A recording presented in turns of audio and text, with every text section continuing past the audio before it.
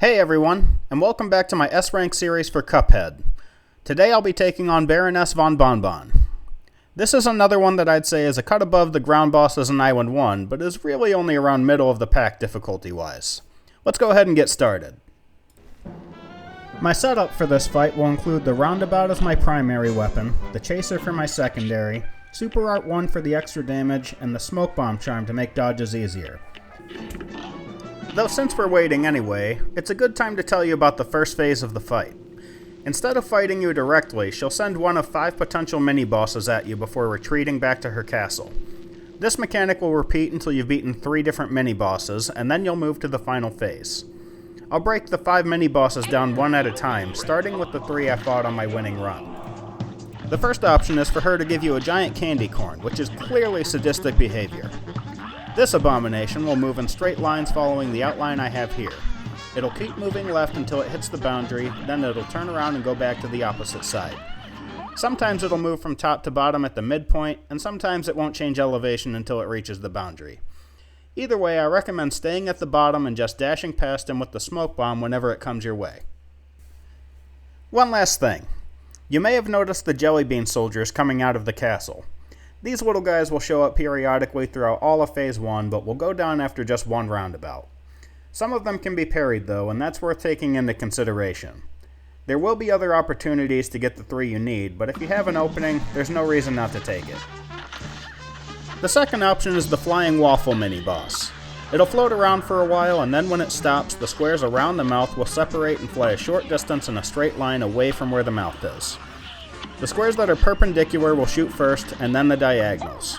You can either outrange the shots entirely, or just stay in the gaps between the 2 firing patterns. Next, we have the Gobstopper mini-boss. This one homes in on your location, but it moves so slow and goes down so fast that it isn't nearly as problematic as it sounds. Just jump over it when it gets close and do the same for the minions that follow. Then lead it back to the left-hand corner and it should go down before reaching you a second time. Now before I show you the final phase, let's go back through my other attempts to look at the other 2 mini-bosses you might see. The gumball machine will scamper around in the middle of the field and toss a bunch of projectiles into the air that will fall to the ground.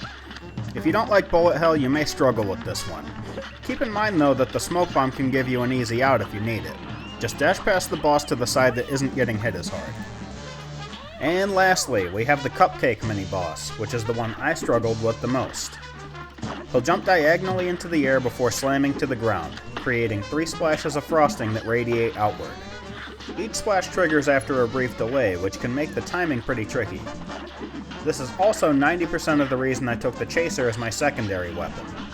This guy moves around so damn much that the chaser is actually pretty efficient compared to most other weapons. Now we can finally move back to the original recording and talk about the final phase. The castle is going to sprout arms and start chasing after you. The slight movement from that mechanic is the least of your worries though. She'll eventually throw copies of her head at you, which will home in on your location and make a beeline for it before stopping for a bit to repeat the same action. You'll have to lead these around the arena and move out of the way whenever they start moving. Sometimes you'll get more than one at once, which can get pretty hectic. She'll also shoot hard candies from the castle gates which roll across the floor. These can be parried and will count towards the total if you don't have your 3 yet. And that does it for Baroness Von Bon Bon. As always, if you enjoyed the video, leave a like or comment to help boost the channel, and consider subscribing to see similar content in the future. Thanks for watching, and I hope to see you again next time.